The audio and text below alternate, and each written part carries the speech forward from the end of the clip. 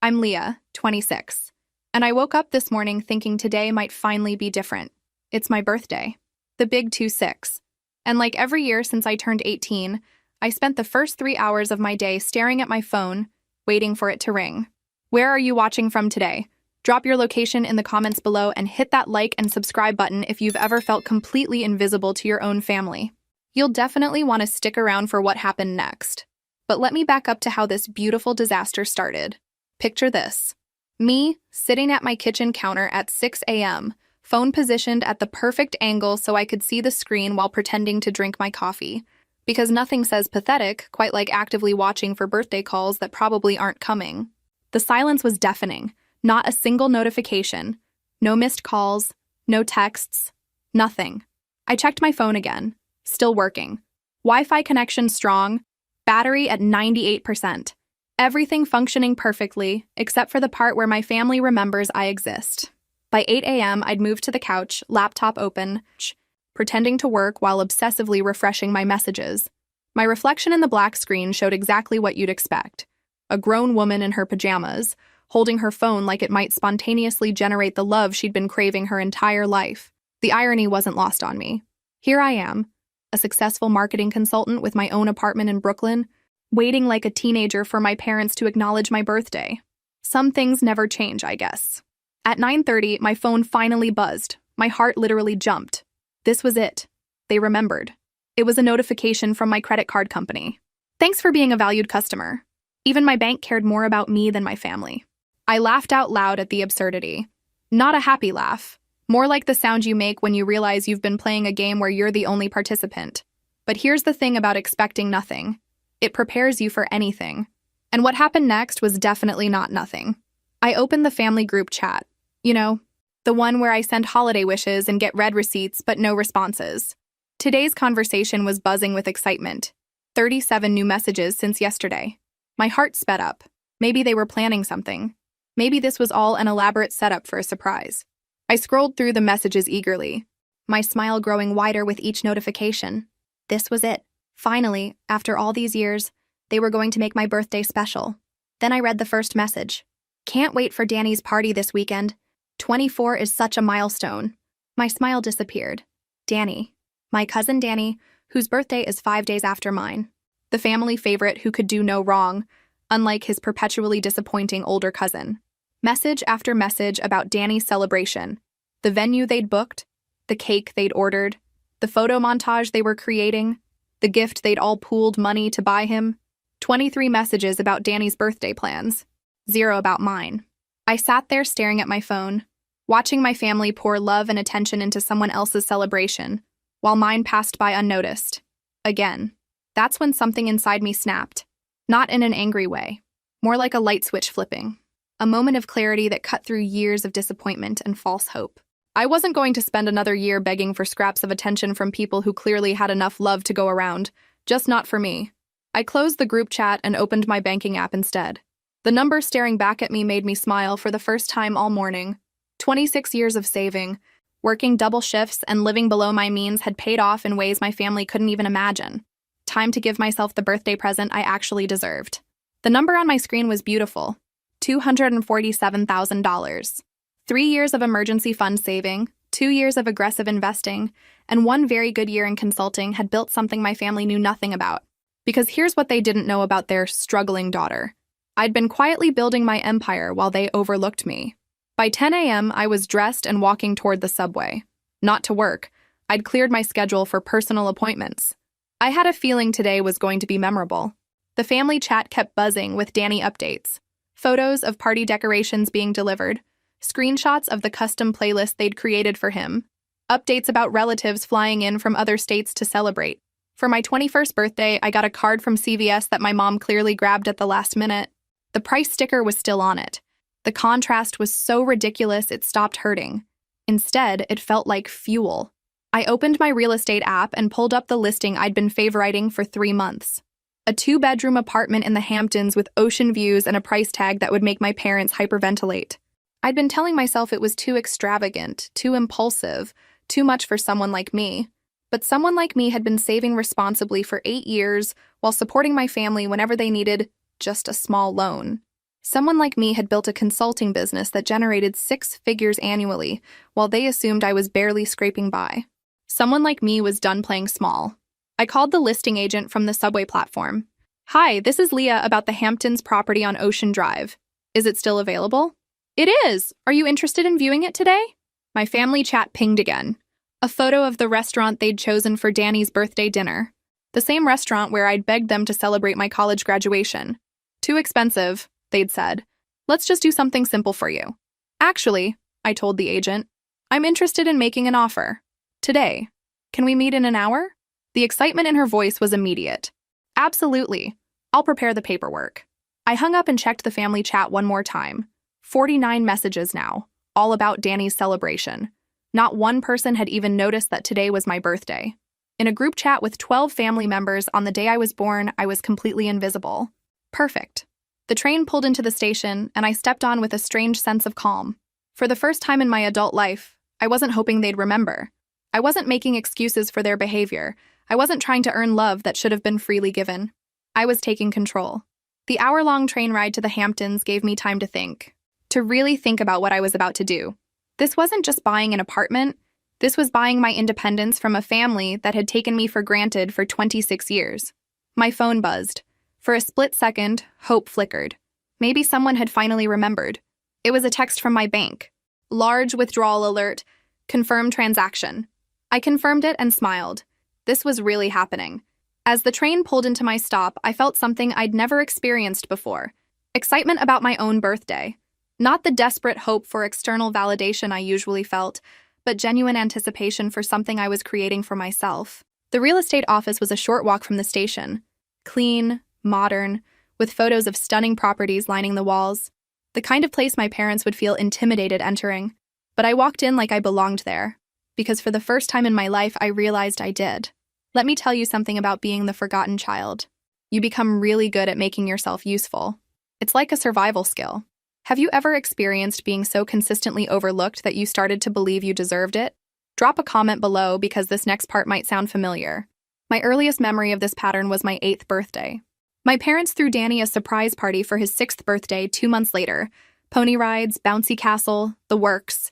My celebration had been dinner at Applebee's with my grandparents because my parents forgot to plan anything. "Next year will be special," Mom promised. "We just got overwhelmed with work."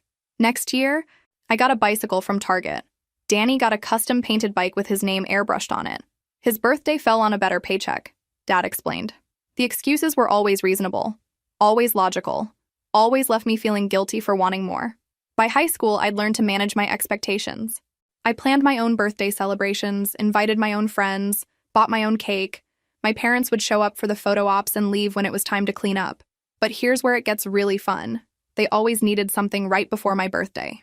Every single year. Last year, it was Mom's car breaking down 3 days before I turned 25. She needed $2,000, just until insurance sorted everything out. I gave it to her because that's what good daughters do.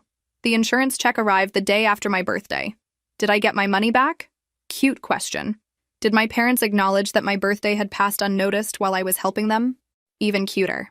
2 years ago, Dad's business had a cash flow problem the week of my birthday. $4,000 to save the family company. My celebration became a pizza in my apartment while my parents worked late, stressed about money I'd given them to solve problems they'd created. The pattern was so predictable I could have set a calendar by it. Crisis before birthday. Money requested. Birthday forgotten. Gratitude nowhere to be found. But Danny's birthdays were sacred. Every family member contributed to his gift fund. Every relative cleared their schedule. Every detail was planned with military precision because family is everything. And we have to celebrate the important moments. Apparently, my important moments weren't that important. The thing about being consistently undervalued is that it teaches you 2 things. First, you're incredibly resilient. Second, you're probably worth more than anyone is giving you credit for. I'd been proving the second point quietly for 3 years. While my family assumed I was struggling to make rent, I was actually investing in mutual funds. While they thought my consulting work was just freelancing, I was building a client base that included Fortune 500 companies. When they asked about my finances, I learned to downplay everything. "Things are tight, but I'm managing," became my standard response.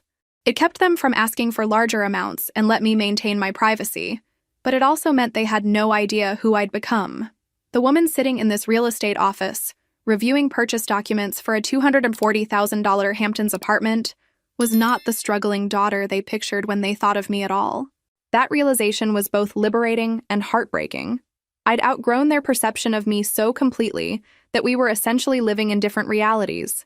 They saw failure, I'd built success. They saw neediness, I'd developed independence. They saw someone who should be grateful for scraps. I'd become someone who could afford to walk away entirely. The real estate agent returned with documents spread across her desk like a feast. "Everything looks perfect for a cash purchase," she said. "We can close by the end of the week if you're ready to proceed." I looked at the contract, at the photos of my future home, at the life I was about to claim for myself. 26 years of birthday disappointments had led to this moment, and for the first time in my life, I was grateful for every single one of them, because they'd taught me the most valuable lesson of all. The only person you can count on to make your dreams come true is yourself. The apartment was even more beautiful in person. Floor-to-ceiling windows overlooking the ocean, hardwood floors that gleamed in the afternoon sunlight, and a kitchen island that cost more than most people's cars. But what sold me wasn't the luxury. It was the silence. No family drama, no crisis calls, no expectation that I'd drop everything to solve someone else's problems. Just peaceful, expensive silence. The previous owners were art collectors, the agent explained, pointing to the built-in display cases. And this balcony has unobstructed water views. Perfect for entertaining. I almost laughed. Entertaining who?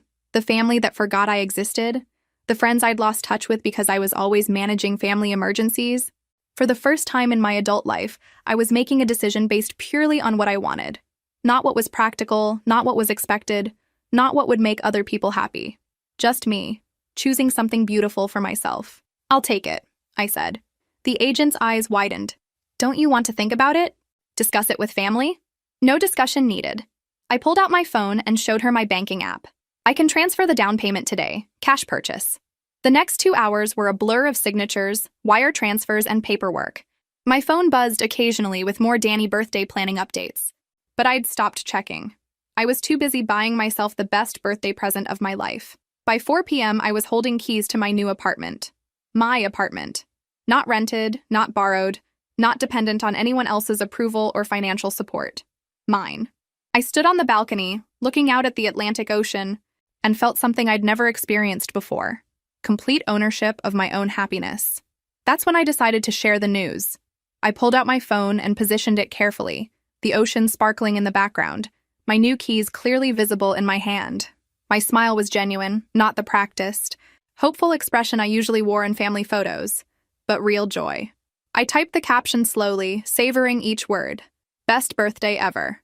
Finally got myself exactly what I wanted. Then I added, "New Hamptons apartment, new chapter, new life. Here's to 26 and everything that comes next." My finger hovered over the share button for exactly 3 seconds. 3 seconds to consider whether I was ready for the chaos this would create.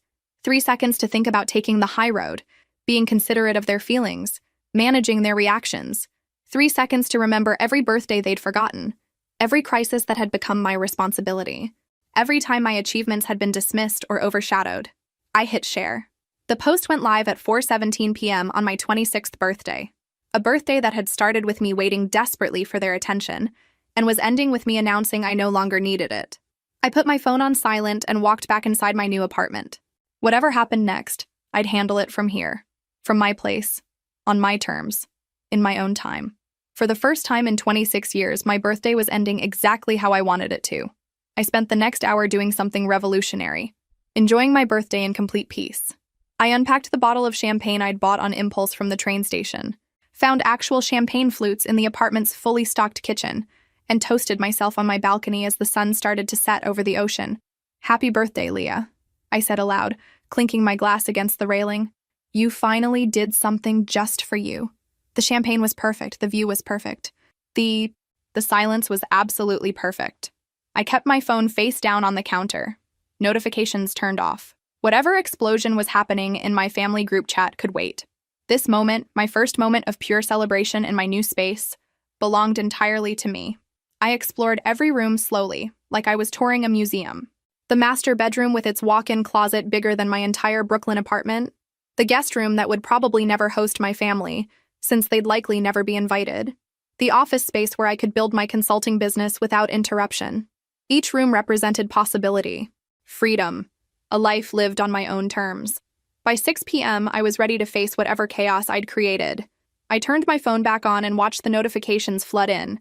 73 messages in the family group chat, 47 individual text messages, 21 missed calls from various family members. 21. In less than 2 hours, my family had called me more than they had in the previous 6 months combined. I opened the group chat first, scrolling through what I can only describe as a digital meltdown. Mom. Leah, what is this post?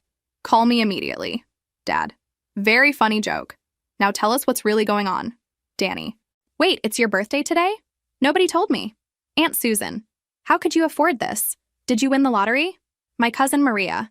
Are you having some kind of breakdown? This seems very impulsive. Uncle Bob. Hope you kept the receipts. This looks like a scam. The individual messages were even better. My mother had sent 17 separate texts, ranging from concerned to accusatory to downright panicked. Leah, please call me. I'm worried about you. Where did you get this money? I hope you haven't done anything illegal. Your father thinks you're having a mental health crisis. We need to talk about this immediately. This isn't normal behavior. Are you trying to hurt us? Because this feels very spiteful. Spiteful. That was my favorite. Buying myself a birthday present with my own money was spiteful. But forgetting my birthday entirely was just an oversight. The missed calls were from everyone. Parents, aunts, uncles, cousins, even my grandmother who usually only called on Christmas. People who hadn't checked on me in months were suddenly desperate to reach me. It was almost funny how predictable it all was. Ignore me completely when I'm hoping for attention, then overwhelm me with attention when I stop asking for it. But here's what they didn't understand. Their panic meant nothing to me now. I wasn't the same person who would have dropped everything to reassure them, explain myself, or manage their emotions.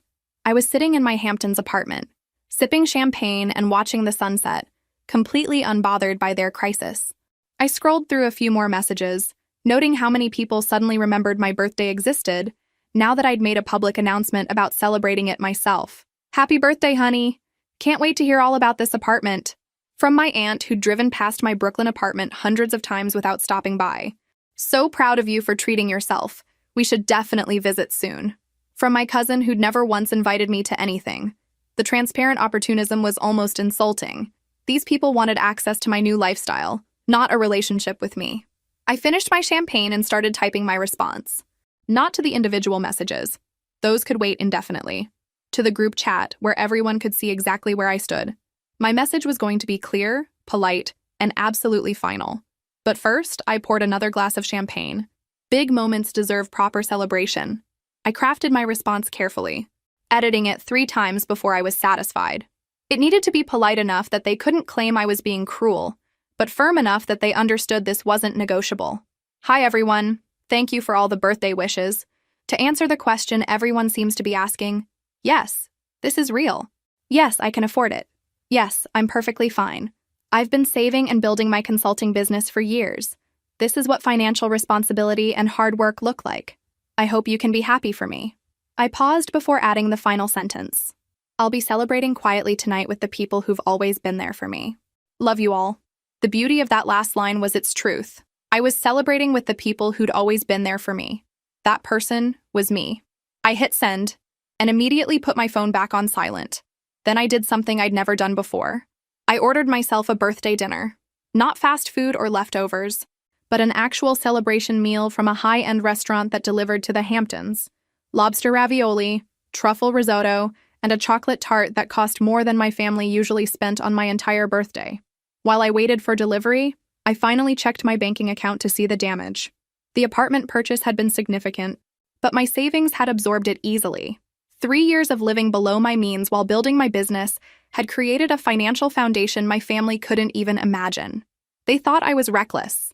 I thought I was finally being smart with my money, investing in my happiness instead of their emergencies. The food arrived exactly on time, presented beautifully in real ceramic dishes. I set up a proper place setting on my new dining table, lit the candle I'd found in the kitchen drawer, and created the birthday dinner I'd always wanted. Just me, my ocean view, and absolutely zero family drama. It was perfect. As I ate, I reflected on how different this felt from every other birthday I could remember. No anxiety about whether anyone would call. No disappointment when they didn't. No desperate gratitude when they finally remembered at the last minute.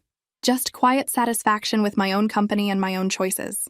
Around 8 p.m., I turned my phone back on to check the time and saw that the family chat had exploded into chaos. Apparently, my polite response had not provided the reassurance they'd wanted. The messages ranged from confused to angry to borderline accusatory.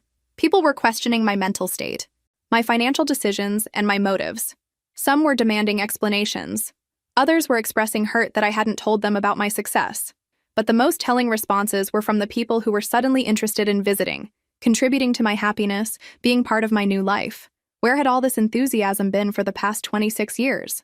I scrolled through it all with the detached interest you might show a reality TV show about strangers. These people's opinions about my choices mattered exactly as much as I decided they mattered. And I decided they mattered not at all. I closed the group chat and opened my individual messages. The missed calls had increased to 38.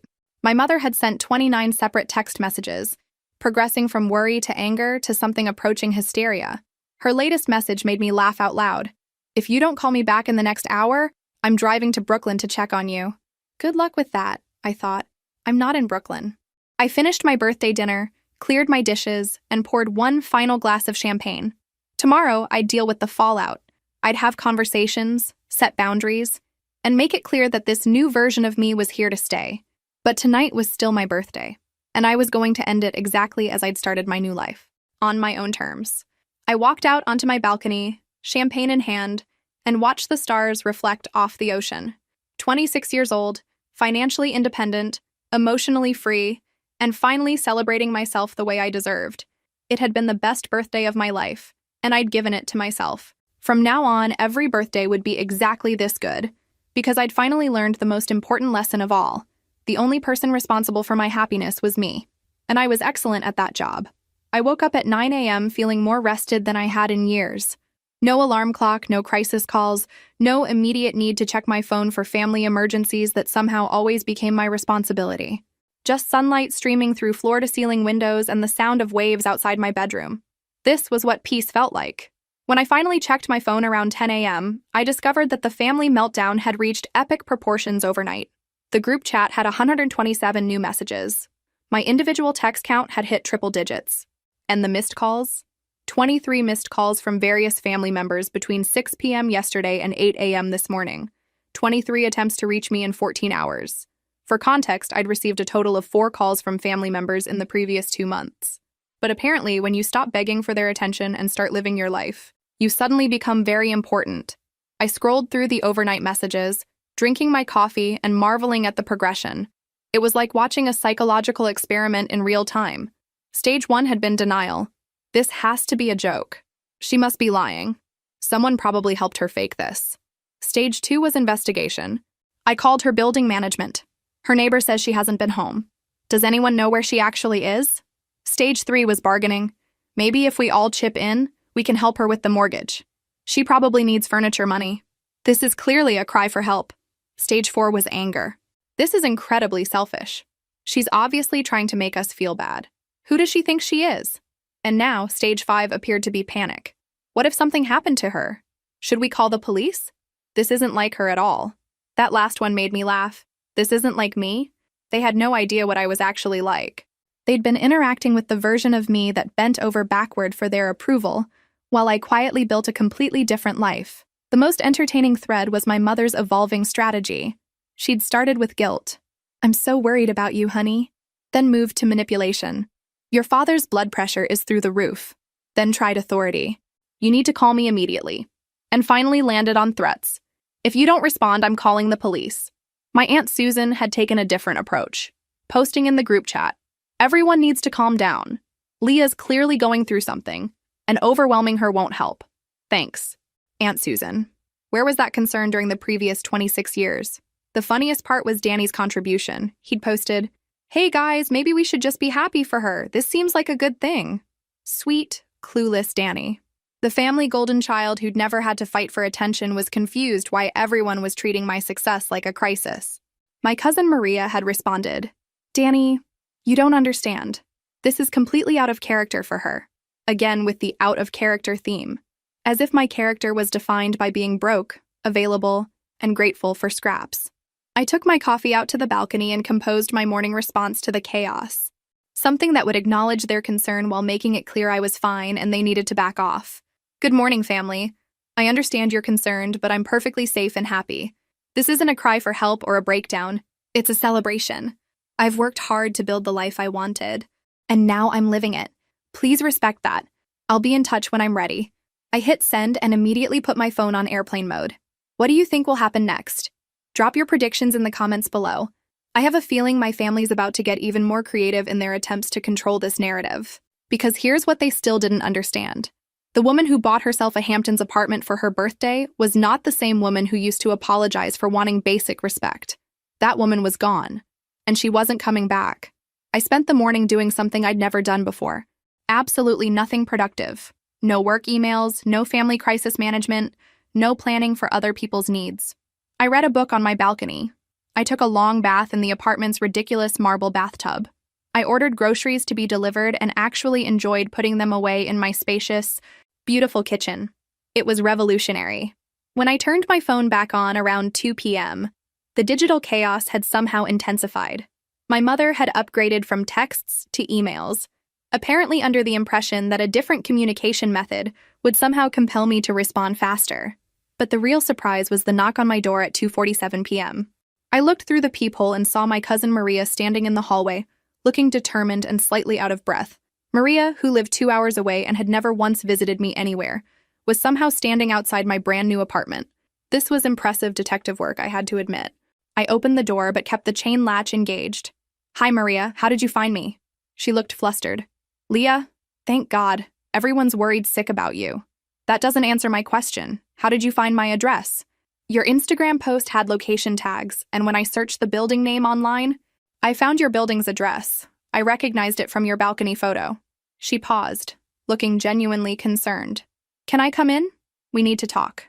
I have to hand it to her. That was some dedicated stalking, but I wasn't impressed by the effort. "Actually, no. I'm having a peaceful day, and I'd like to keep it that way." Maria's expression shifted from concern to frustration. "Leah, this is ridiculous. Everyone's freaking out. Mom called my mother crying, saying you'd had some kind of breakdown. I bought myself a birthday present with my own money. If that constitutes a breakdown, your definition needs work." "A birthday present?" Her voice got higher. "This is a $250,000 apartment." "Correct." "And?" She stared at me like I'd grown a second head. "And normal people don't just buy apartments on impulse? Especially not when their family doesn't even know they have that kind of money." There it was. The real issue. Not that I'd made a large purchase, but that I'd made it without their knowledge or approval. "Maria, I'm 26 years old. I don't need permission from my family to make financial decisions. But this is so unlike you. You've never been impulsive or flashy or—" She gestured helplessly at my apartment. "This." I smiled. "You're right. I've never been like this around you. That doesn't mean I've never been like this." The confusion on her face was almost comical. She was trying to reconcile the responsible, self-sacrificing family member she knew with the woman who'd bought herself a luxury apartment without consulting anyone. "Look," she said, attempting a gentler tone, "I get that you're going through something. Maybe work has been stressful or you're feeling left out because of Danny's birthday planning. Stop." My voice was quiet but firm. "Don't do that."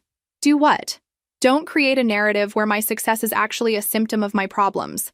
Don't turn my happiness into evidence of my breakdown.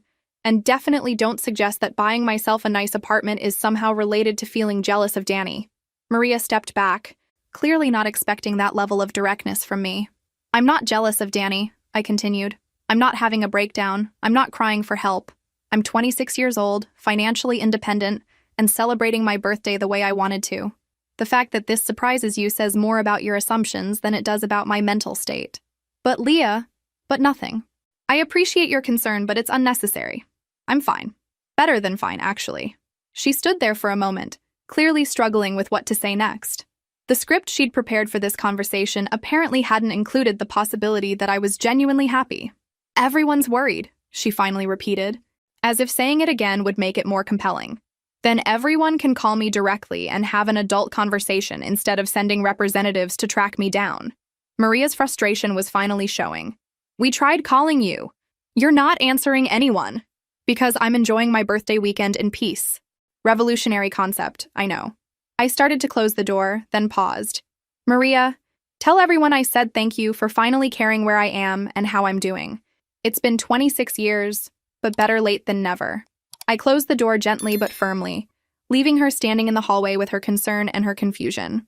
Through the peephole, I watched her pull out her phone and make what was undoubtedly a report back call to the family. Mission failed. Target located, but uncooperative. Repeat. The birthday girl is not coming home. Maria's visit had apparently been the opening move in a coordinated family campaign. Over the next 3 hours, I received strategic visits from 2 more family members. First was my Uncle Bob, who took the direct approach. He rang my doorbell at 5 p.m. and announced through the intercom, "Leah, it's Uncle Bob. Open up. We need to discuss this situation like adults." I buzzed him in because I was curious about his definition of adult discussion. He walked into my apartment and immediately started calculating. I could see him mentally pricing the furniture, the finishes, the ocean view. His expression grew more concerned with each assessment. Jesus, Leah, this place must have cost more than you expected me to be able to afford? I finished. Yes, probably. He turned to face me, hands on his hips in full patriarch mode. Where did this money come from? The audacity was breathtaking. Excuse me? I'm serious. Yesterday your mother thought you were struggling to make rent. Today you're living in a palace. That kind of money doesn't just appear. I leaned against my kitchen counter, arms crossed. Uncle Bob, I've been running a successful consulting business for 3 years. I've been saving aggressively and investing wisely. The money came from work? You know, that thing people do to earn income? What kind of consulting? His voice had that suspicious edge people get when they are looking for evidence to support their existing beliefs. Marketing strategy for tech companies. I help startups scale their customer acquisition processes. It pays very well when you're good at it. He looked around my apartment again, skepticism written across his face. And you never mentioned this because nobody ever asked. When was the last time anyone in this family inquired about my career goals or business plans or financial situation outside of assuming I needed help? The silence stretched long enough to prove my point. Look, he finally said, switching tactics. Even if everything you're saying is true, this was still a poor decision. Real estate is an illiquid investment. You've tied up all your capital in one asset. What if you need cash for an emergency? I almost laughed. You mean like all those emergencies I've been handling for this family for the past 8 years? That's different. Family helps family. Right. And when was the last time family helped me? Another long silence. Uncle Bob was starting to realize that his intervention wasn't going according to plan. Your mother is worried sick, he tried. My mother forgot my birthday. Again. I think her worry is less about my well-being and more about her inability to control this narrative. He stared at me like I'd spoken in a foreign language. This level of directness from me was apparently unprecedented. You've changed, he said finally. No, Uncle Bob. I've stopped pretending to be the person you needed me to be. He left shortly after that, clearly planning to report back that the situation was worse than they'd thought. Not because I was having a breakdown, but because I was no longer willing to play the role of the family's perpetual support system. The third visitor was my Aunt Susan, who arrived at 7 p.m. with a completely different approach. She knocked softly and called through the door, "Leah, honey, it's Aunt Susan. I brought dinner." This was clever.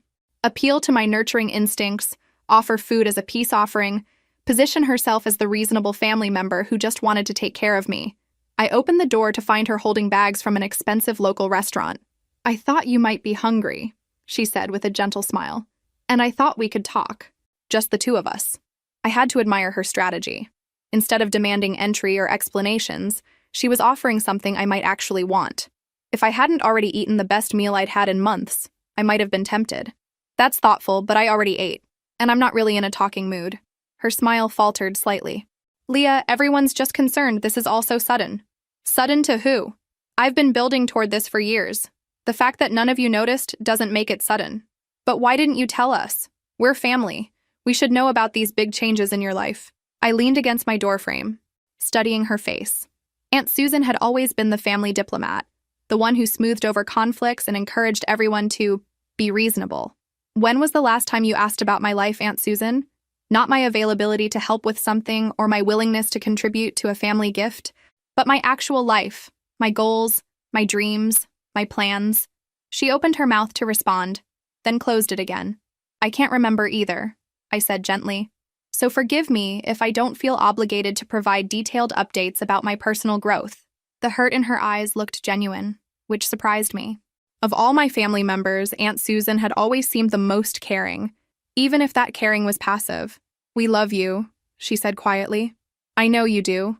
But love without attention, without genuine interest, without basic respect, that's not enough anymore."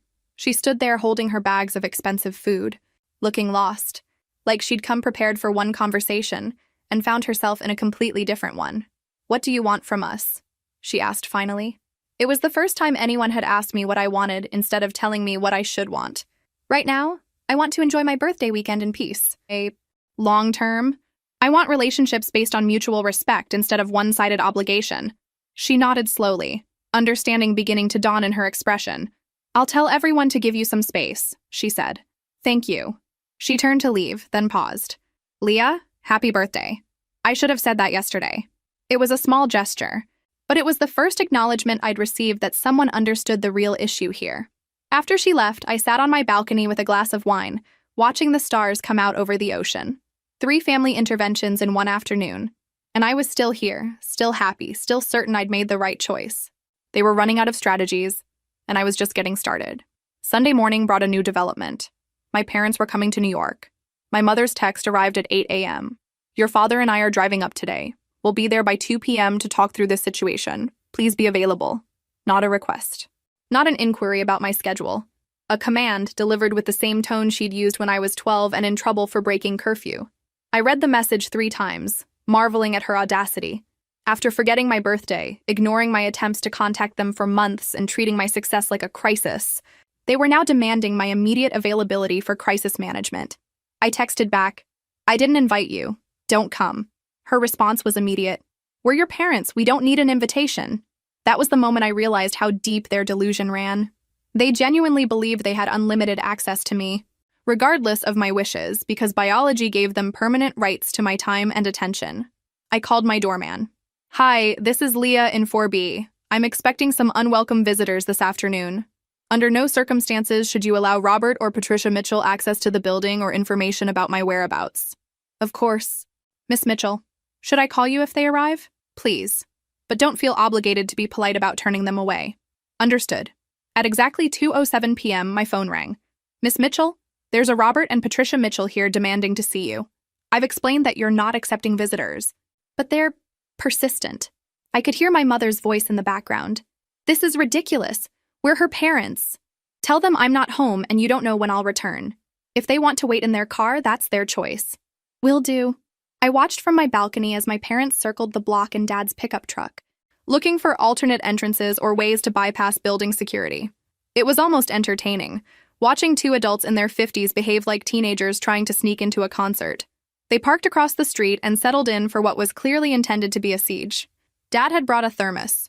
Mom had her phone ready for what I assumed would be a barrage of guilt-inducing messages. She didn't disappoint. 2:15 p.m. "We can see your balcony. We know you're home." 2:18 p.m. "This is embarrassing for everyone. Just come down and talk to us like an adult." 2:23 p.m. "Your father drove 4 hours to see you. The least you can do is show some respect." 2:27 p.m. "People are staring at us sitting out here. How do you think this looks?" That last one made me laugh. After 26 years of not caring how their behavior affected me, they were suddenly concerned about appearances. I texted back, "It looks like 2 people who drove 4 hours to harass someone who told them not to come." My phone rang immediately. I declined the call. It rang again. Declined. 7 more times. All declined. At 2:45 p.m., my mother tried a new strategy. "Your grandmother is in the car. She wanted to see your new place." This was brilliant manipulation. Grandma Rose was the one family member I genuinely respected, the one person whose opinion carried actual weight with me. If she was really in the car, refusing to see her would make me the monster in this story. I grabbed my binoculars, a housewarming gift to myself for bird watching, and focused on their truck. Dad in the driver's seat, Mom in the passenger seat, empty back seat. I texted back, "Nice try. Grandma's not in the car." The response came back immediately. "How could you possibly know that?" "Because I'm not an idiot. Also because I have binoculars." No response to that one. By 3:30 p.m., their siege was attracting attention from building residents. I saw Mrs. Chen from 2A walk over to their truck and have what appeared to be a terse conversation with my father. Whatever she said sent them driving around the block again. At 4 p.m., my phone buzzed with a call from Danny. I answered out of curiosity. "Hi, Danny." "Leah, finally. Listen, Aunt Patricia called my mom crying about how you won't see them. They're sitting outside your building like stalkers. This is getting weird." I told them not to come. They came anyway. Now they're upset that I meant what I said. But they're your parents. They're just worried about you. Sweet Danny. Still assuming everyone's motives were pure? Danny, they forgot my birthday. Not a card, not a call, nothing.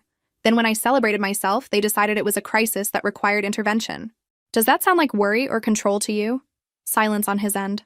Also, when was the last time they drove 4 hours to check on me when I wasn't making them uncomfortable? More silence. Right. Never. This isn't about my well-being, Danny.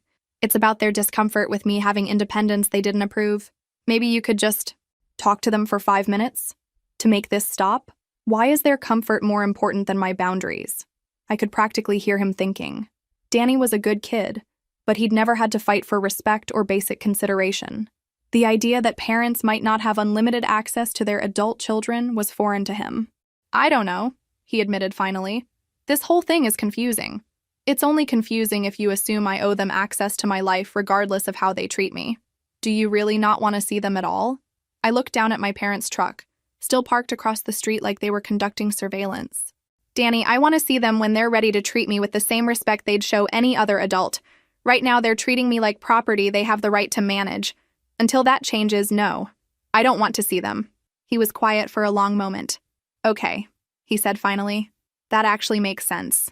It was the first time anyone in my family had said those words about any of this. By 6 p.m., my parents finally gave up and drove home. But not before Mom left one final message. "This isn't over, Leah. Family doesn't just disappear because you're having a tantrum. A tantrum. 26 years old, financially independent, living in a beautiful apartment I'd bought myself, and setting reasonable boundaries about my time and space was a tantrum. That message told me everything I needed to know about how ready they were for an adult relationship with me. The answer was, not at all. Monday morning brought the nuclear option. My grandmother. Not fake grandmother in the car manipulation, but an actual call from Grandma Rose herself at 7 a.m. I answered immediately. "Hi, Grandma. Leah, sweetheart, I hear you've bought yourself a beautiful apartment." This was not the opening I'd expected. No lectures about family loyalty, no guilt about worrying everyone, just acknowledgement of my achievement.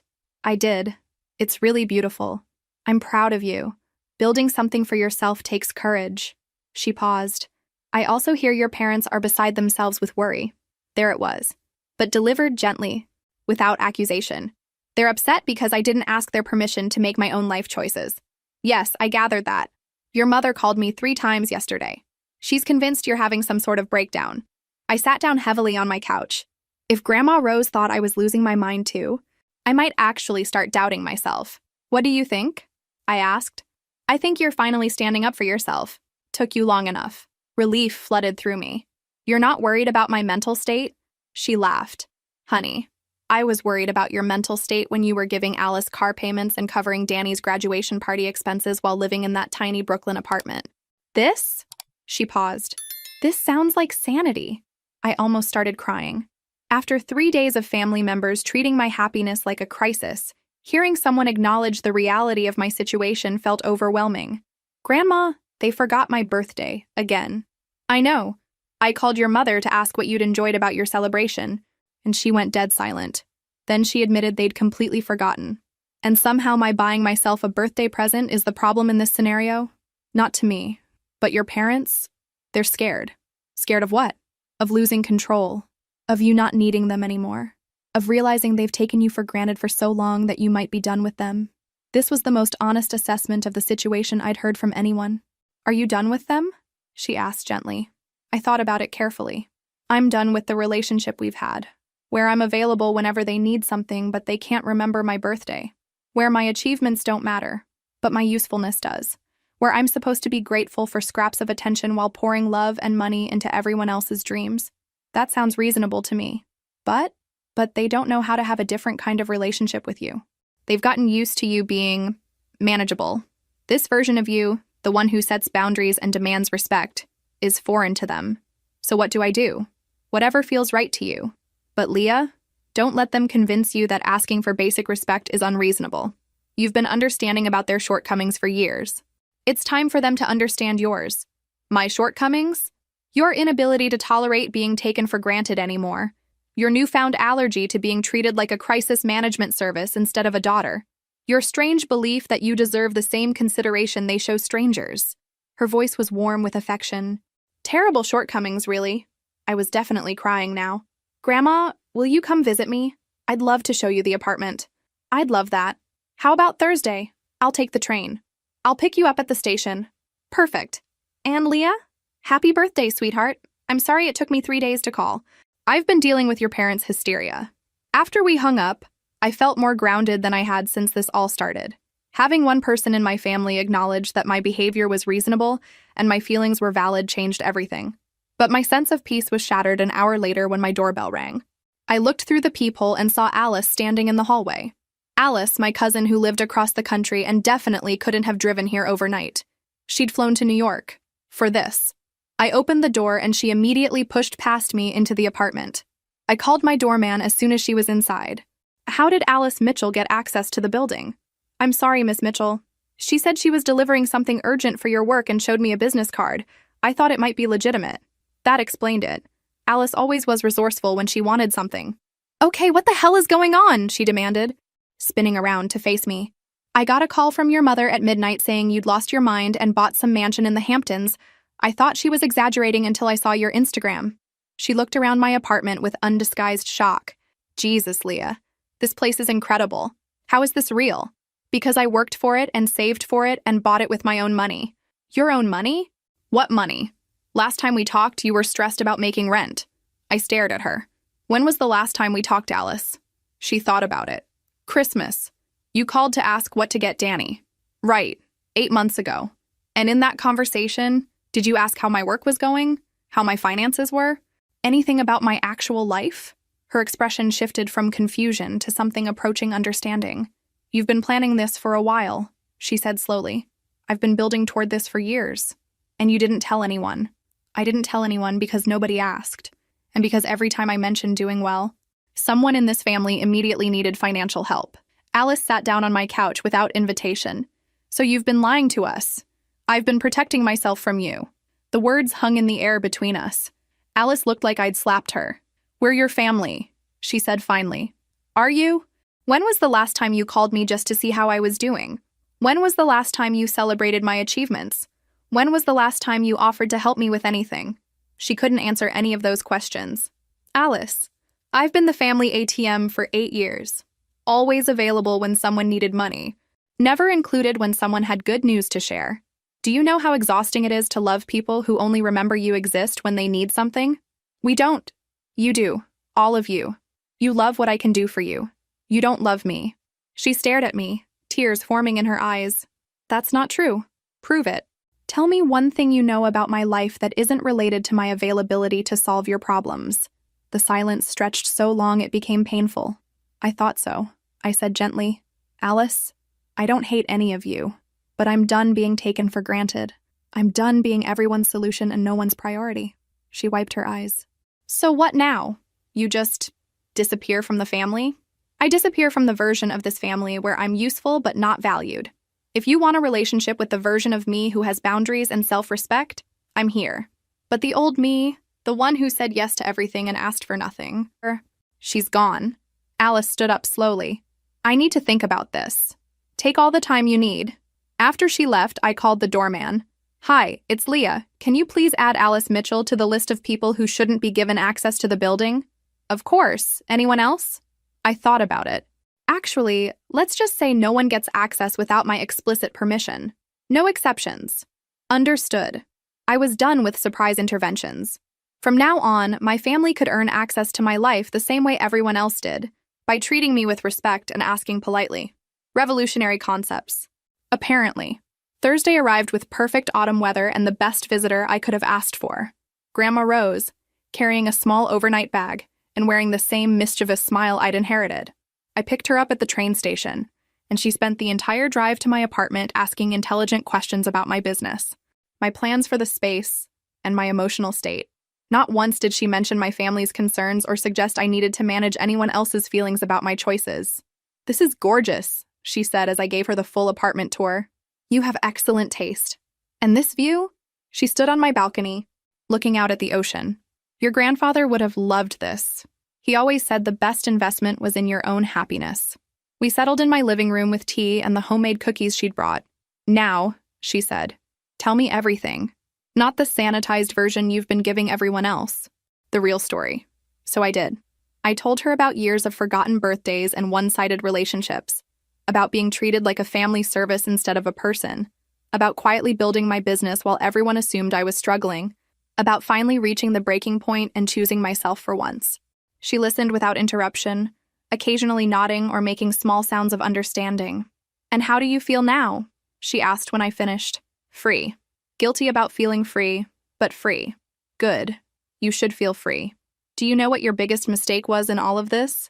I braced myself. "What?" "Waiting until you were 26 to stand up for yourself. I was hoping you'd figure this out years ago." I laughed, relief flooding through me. "You're not going to lecture me about family loyalty? Honey, loyalty is a two-way street. You've been loyal to people who've taken that loyalty for granted. There's nothing noble about enabling bad behavior." She sipped her tea thoughtfully. "Your parents called me again this morning. They want me to convince you to come to your senses." "What did you tell them?"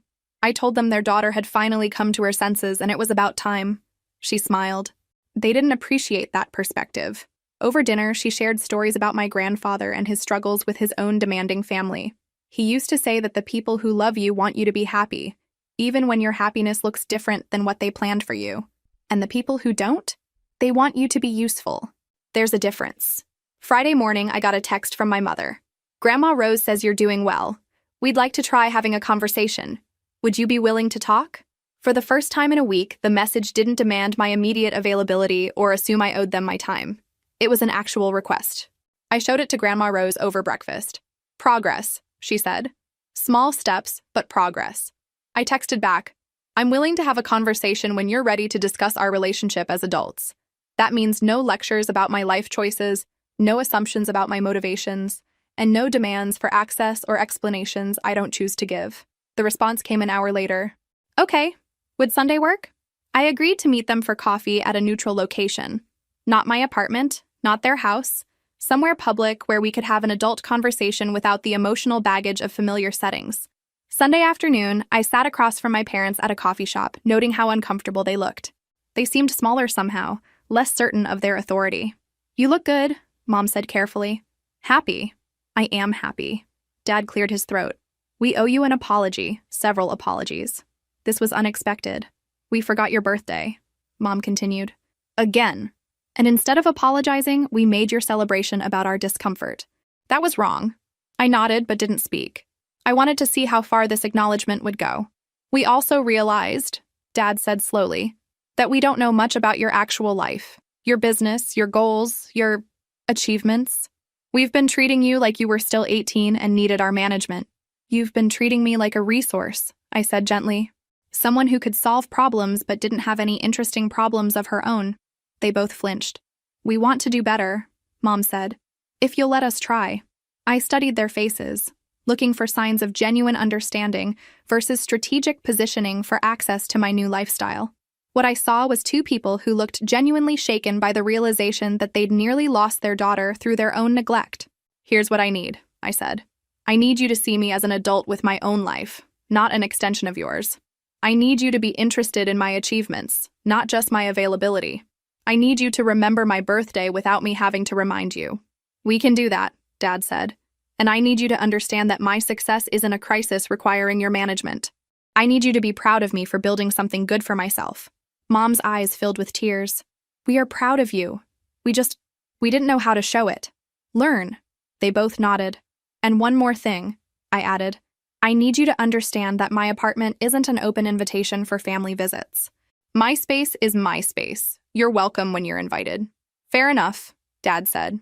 We talked for another hour, and while it wasn't perfect, it felt like the beginning of something healthier.